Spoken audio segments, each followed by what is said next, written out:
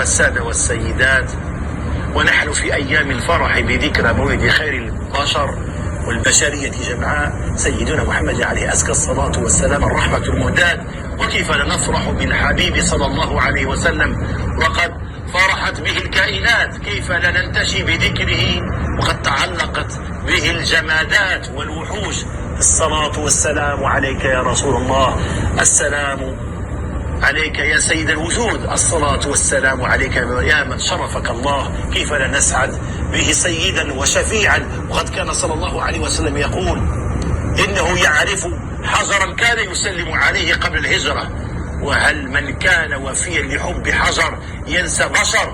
حاشاه أن ينسى أنين المشتاقين ودموع المحبين وأشواق الصادقين ودعاءهم، فكما لم ينسى حجرا عند انتقاله من مكة إلى المدينة، فكذلك انتقاله من الدنيا لا ولا لن ينسيه قلبا محبا.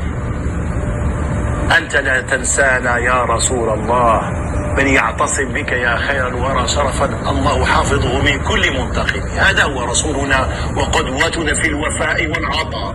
دخل صلى الله عليه وسلم المسجد يوما ووجد مالا وفيرا جاءه من البحرين، فلم يلتفت إليه بل وزعه، فجاءه العباس رضي الله عنه يطلب العطية، فقال له صلى الله عليه وسلم خذ ما استطعت حمله، يعلمه أن من أراد الدنيا فليتحمل عبئها، أن من أراد الدنيا فليتحمل عبئها.